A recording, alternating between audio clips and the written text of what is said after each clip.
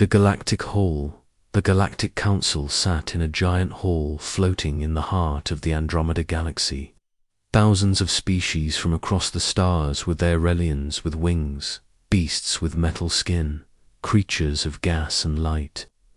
It was a peaceful meeting. They spoke of trade, laws, and new member planets, but one planet's name was never spoken. No one asked. No one remembered. Earth. One question at the edge of the hall. A young alien student raised her hand. "Excuse me, elders. What happened to Earth?" The room went silent for a moment. Then a tall elder from the Tlur Empire chuckled. "Oh, Earth, that old blue rock. It probably destroyed itself a long time ago. War, pollution, or madness. Humans were always short-lived." Others laughed. Some nodded. No signals. No ships. Not even a satellite. It's just a quiet planet now. The council moved on, but Earth was listening far away. Deep in the Sol system, a pair of human eyes watched the galactic meeting from a hidden station near Pluto. Commander Lyra Cole, leader of Project Iron Sky, leaned forward. "So," she said, her voice cold, "they forgot us." The screen flickered. Behind her, walls lit up with activity. Earth's Secret Defense Command had been watching the galaxy for decades. Didn't send messages. They didn't respond. They just listened and prepared. Lyra turned to her team. "Begin Phase 1. A history of silence 100 years ago. Earth went dark. After World War V and the collapse of the Global Alliance, humanity made a bold decision. No more broadcasts, no more signals, no open contact with the stars. Instead, they focused on building, underground, cities, space stations on moons, AI defense networks, stealth ships that could cloak from satellites. Earth became a silent fortress. People called it the long sleep. But it wasn't sleep. It was training. Humanity's secret rise while the galaxy laughed at Earth's silence. Humans built things the stars had never seen. A new generation of humans was born in space. Children who learned zero gravity before they learned to walk. Scientists worked with dark matter and time-bending tech. AI soldiers trained in digital worlds. Some ships were even hidden behind the sun itself, invisible to every alien eye. They didn't want to join the galaxy. They wanted to be ready, the first sign back in the council hall. The peace was suddenly broken.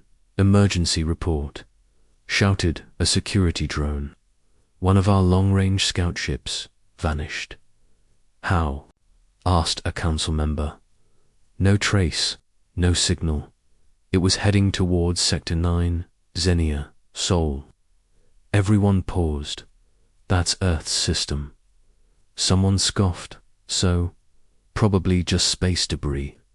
But 2 more ships vanished the same way. Now, the council grew nervous. Project Titan awakens on Earth, deep beneath the oceans. Project Titan came online. Massive weapons, satellites and starships activated. Hidden bases began to hum with power. The world had changed. The nations of Earth were no longer divided. They were united under one flag. United Earth Command. Commander Lyra stood before her crew. "They forgot who we are. They erased us from history. But now they will remember. We do not knock on doors," she said. "We break them open." The message from Earth's orbit, a single stealth satellite, moved toward the edge of the galaxy. It carried no weapons, just a message. It hacked into the Galactic Council's central broadcast network in the middle of a calm meeting. Every screen in the council hall turned black. Then a voice come human spoke. You forgot us. We did not forget you. You looked away. We were watching. You moved forward. We prepared. We are Earth, and we are awake. The room froze. Then the screen showed Earth not as a quiet planet, but with thousands of lights in orbit. Satellites, cannons, ships. A voice ended the message. Remember us now. The Council reacts. Chaos broke out in the hall. They're alive. How did they get that tech? Earth has warships. Since when? Some demanded immediate attack. Others warned, do not provoke them. We don't know how strong they are. But deep down, they all felt it. Fear. They had laughed too soon. Back on Earth in a control room under Mount Everest, Commander Lyra watched the galaxy react. They're scared, said her officer. They should be, she replied. She looked out the window at the night sky. Asterisk, the vanishing ships across the outer regions of the galaxy. Something strange had begun. Patrol ships, scout vessels, mining drones, all disappearing without a trace near one sector. Sol System, in a military meeting aboard the flagship Vashdar, an alien officer reported nervously. We've lost contact with 3 vessels this week, Commander. Commander Tiazar narrowed his 4 black eyes. Near the old human system again. Yes, no signals, no wreckage, just gone. The room fell silent. Send a stealth drone, Tiazar ordered. No weapons, just eyes. Let's see who's watching. A ghost appears. Does the stealth drone pass through the Kuiper belt? It slowed to scan the system. Everything looked calm. A quiet sun, cold planets, space dust. Then something moved. From behind Neptune's shadow, a strange object appeared. It was not a rock. It was a satellite, black and silent, with red lights glowing. The drone's cameras zoomed in. For a second, it caught an image, a human skull symbol. Then static. The drone shut down instantly. Nothing came back.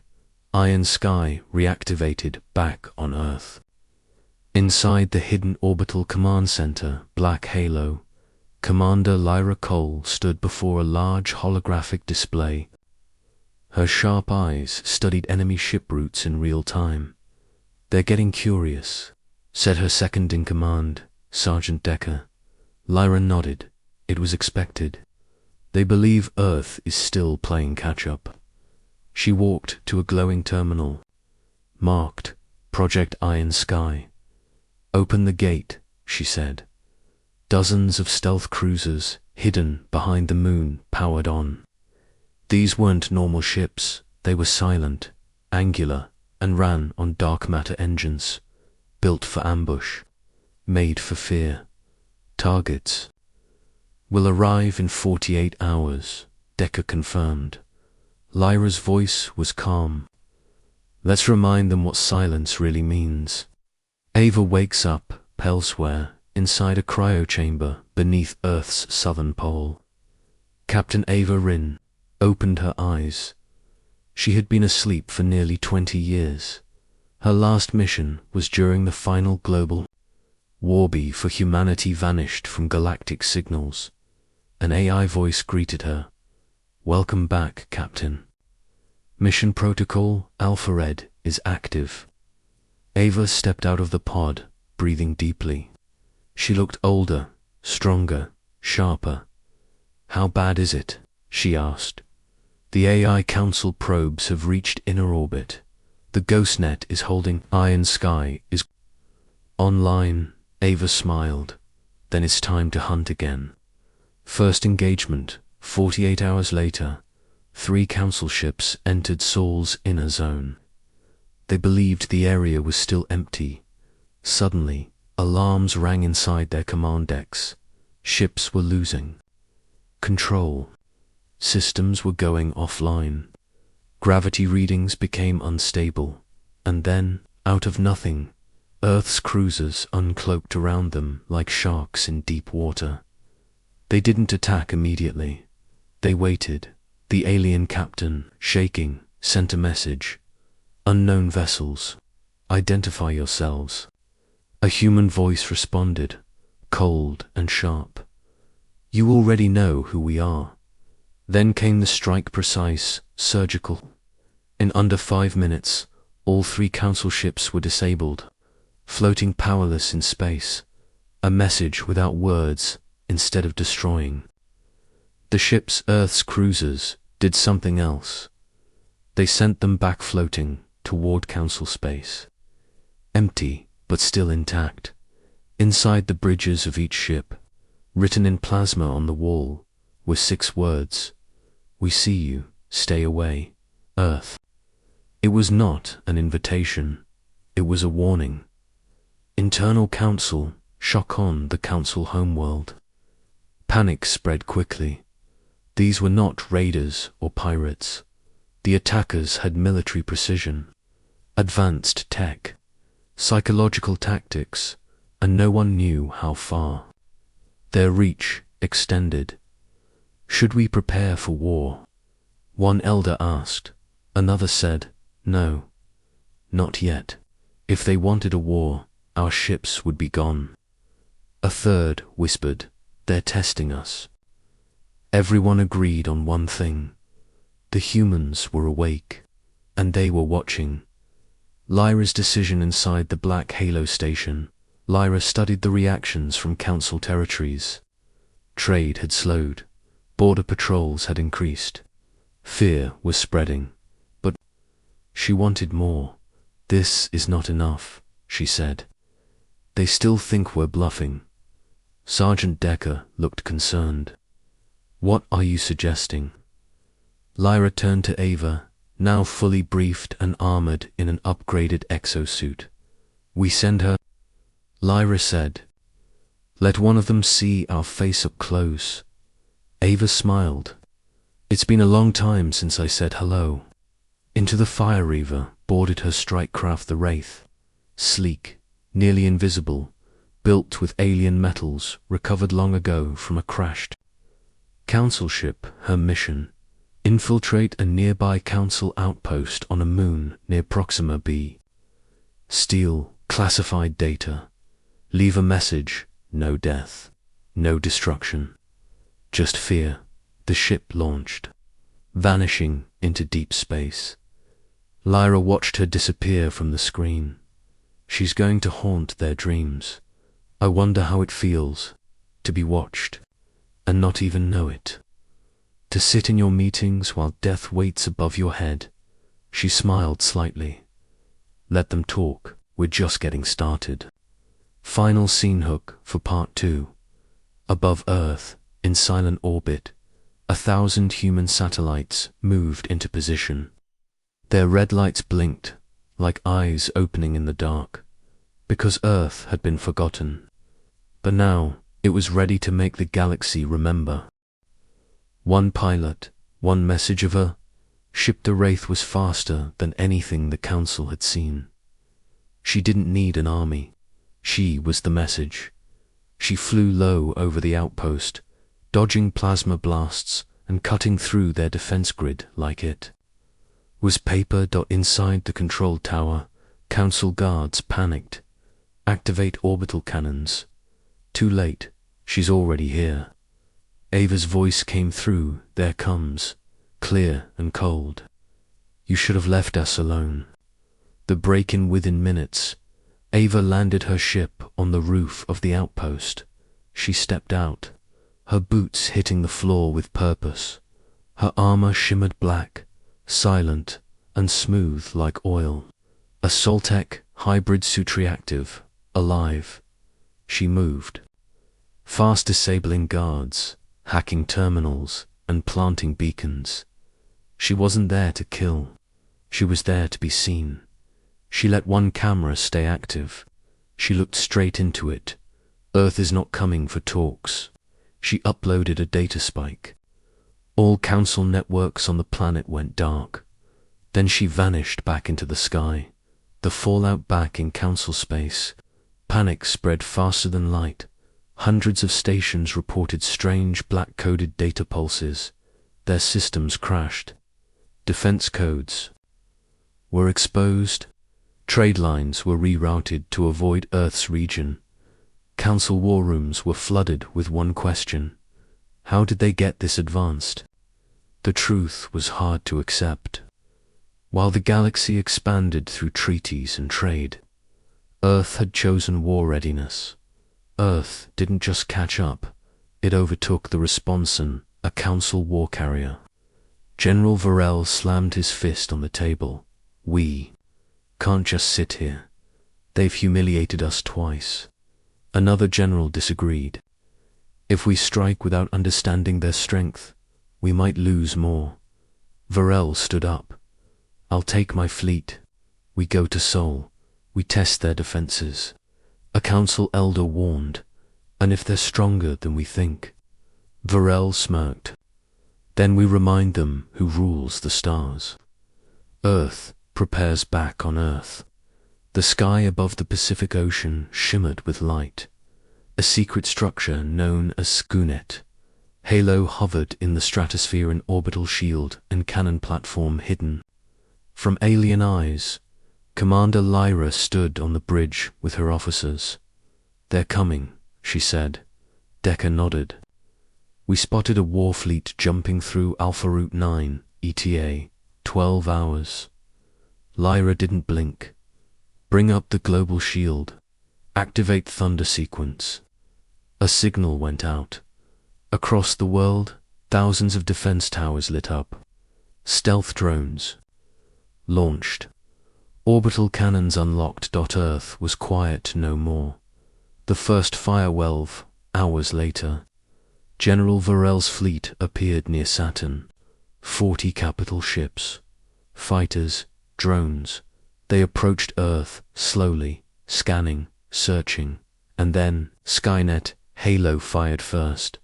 Beams of pure energy, silent and bright. Ripped through space, 2 enemy ships exploded instantly. Earth's ships uncloaked. One by one, sleek black, fast, moving in perfect formation. The Council fleet fired back, but it was chaos. Their weapons missed. Their radars glitched.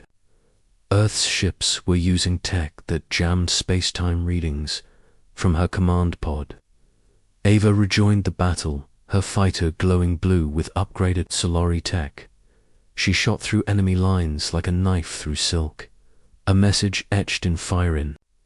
Space, destruction danced like fireworks.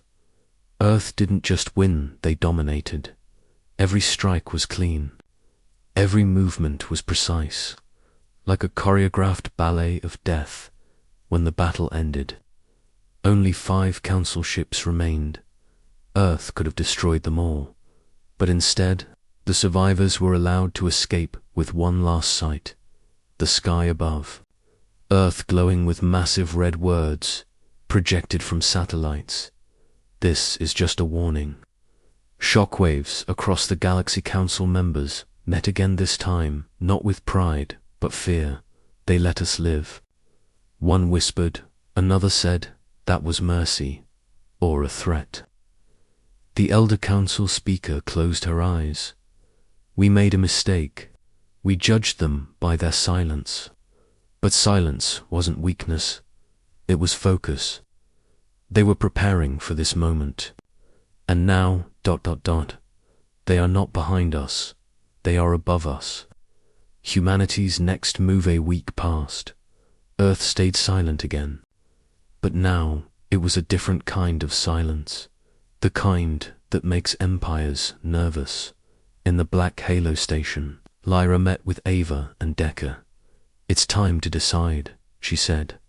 Do we wait for them to attack again? Ava looked out at the stars. No. This was just a slap. Next time, we punch. Final scene from a distance. Earth looked peaceful. A blue world turning slowly under a yellow sun.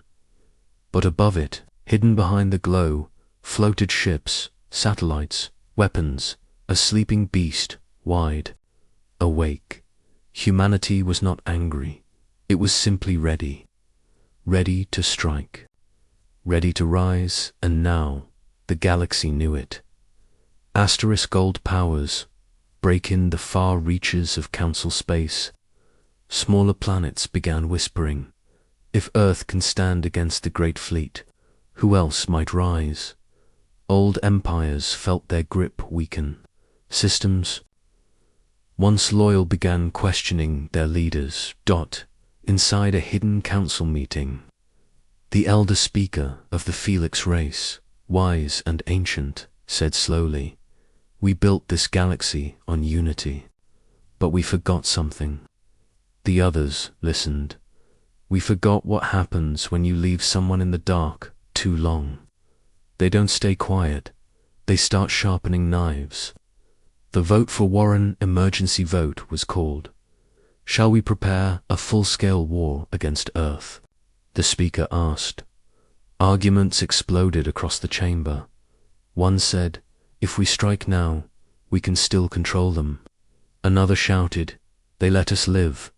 What if they don't next time?" Then General Varel stood. "I saw their ships, their tech, their pilots. They are not peaceful." He slammed his fist. "If we wait, they'll take everything." The vote passed. Just barely. War preparations began, but even as ships gathered, something changed.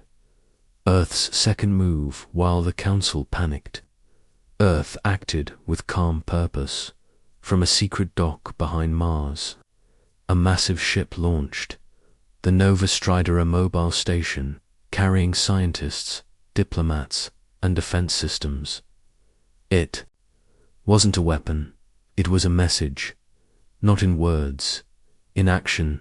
It entered neutral space, stopped near a Council trade route, and began broadcasting one simple signal: "We do not seek war, but we are no one's subject." Council ships approached it, but Earth never fired. They just watched, waited. The message was clear: we're not afraid. We're just watching who moves first. Inside Nova Strider board the Strider, Captain Ava Rin stood near a transparent wall, gazing at the stars. Beside her, Commander Lyra's voice crackled through a secure channel. Did they respond? Ava shook her head. "No, but they're watching us every second."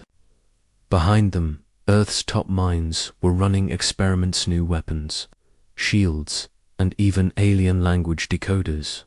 One scientist said, "We've cracked 3 Council dialects. We can hear their war councils." Another smiled. "They're scared. They think we'll wipe them out." Ava whispered, "They should be more afraid of what we choose not to do." Council cracks in the Council capital. Whispers became louder.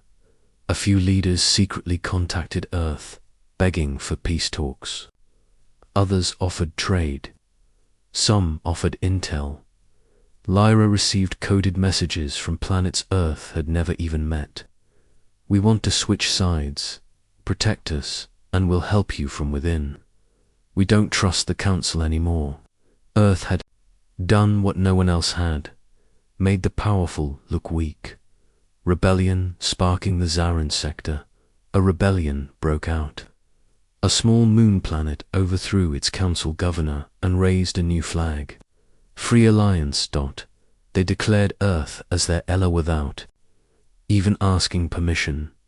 The broadcast went viral across the galaxy. They forgot us, just like they forgot Earth. But Earth reminded them, and so will we. One system followed, then another. The Council watched its grip slip, not because of battle, but because of inspiration. Earth speaks again, back on Earth, in a massive underground chamber under the Himalayas. The United Earth Command met. "We never asked to lead," Lyra said, standing before global representatives. "But now others look to us. What we do next will echo for centuries." Ava stepped forward. Send a signal, she said. One clear message. That night, across all open frequencies, Earth broadcasted, "We are open to peace, but we will never kneel. This is not a threat. This is independence." The signal ended with coordinates for anyone who wanted to talk, trade, or align. A dangerous silence. The Council didn't respond immediately, but they didn't strike either. For the first time in recorded history, the Great Council was uncertain. Meanwhile, Earth was gathering allies, not with war but with presence. Ships from rebel systems began arriving near Mars. Old trade routes were reopened. New technologies shared, and in the shadows, human intelligence picked up something chilling. A massive council war project called Oblivion Spear had been restarted. A super weapon. One final attempt to erase the rising power of Earth. Ava's warning inside. The Nova Strider, Ava, stood before her crew. They're building something big. They won't talk. They're stalling. One soldier asked, "Do we hit first?" Ava looked toward the distant stars. "No, not yet. But if they fire first, we finish it." Her voice dropped low, "And we don't stop halfway." Final scene in deep space, hidden behind layers of gravity fields. The Oblivion Spear hummed with growing power. A countdown began. Meanwhile, Earth sent a small scout fleet toward its location. The final game had begun. The galaxy had been ruled by peace for too long, but now, Earth was a player, and Earth never played to lose. Back on Earth, Commander Lyra Cole stared at the tactical display. The weapon's location had been confirmed. Intel gathered. Timelines matched. She turned to Ava Rin. "We have two options," Lyra said. "Wait for them to strike, or end it before it begins." Ava didn't hesitate. "We end it." Around them, the command center came alive. Orders were sent. Engines powered up. Ships prepared to leave orbit. Operation codename, Thronefall. The fleet of Earth from behind Earth's shadow. The full power of humanity launched. More than 100 ships, battle cruisers, stealth raptors, drone swarms, and Solari-enhanced fighters, all heading toward one point in space. No threats, no speeches, just silence. And behind that silence, fury. The final Alazar's Earth's fleet approached the weapon. Unexpected signals appeared. Ships from rebellious colonies and rogue council systems jumped in beside Earth. Old enemies, new friends. "We stand with Earth," came one voice from the Free Orion League. "Your fight is our fight," said another from the Arclight Rebels. Humanity had sparked something the Council never imagined. Unity through resistance, the face of fear inside the Oblivion Spear. General Varel stood on the bridge. He watched as the human fleet came closer, bigger than he expected. Smarter, faster. A screen flickered to life. Ava's face appeared. "We could have talked," she said. "But you built this instead," Varel snarled. "You think this is over?" Ava leaned in, her voice calm. "It is. You just don't know it yet. The battle begins," and then it started. Human ships moved with terrifying precision. Solaritech weapons bent energy around them, dodging the spear's automated defenses. Earth's AI drones hacked into its outer control layer, turning some of the weapon's own cannons against it. Fighter jets cut through the black like blades through fabric. Every move was exact.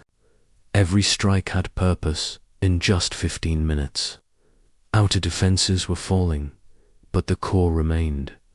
Ava's final flight, the only way to shut the weapon down permanently, was to reach its heart and destroy the control matrix, but no missile could fly through the internal layers. No drone would survive the defense systems, only a pilot in person. Manual control. Ava suited up. Her fighter, the Wraith 2, was ready, built for one purpose: to fly through hell and reach the center. As she climbed in, Lyra's voice came through. "You don't have to do this." Ava smiled. "Yes, I do." She launched into the spear inside, the massive weapon. Ava flew through narrow tunnels of light, dodging automated turrets, crashing gates, and shifting walls.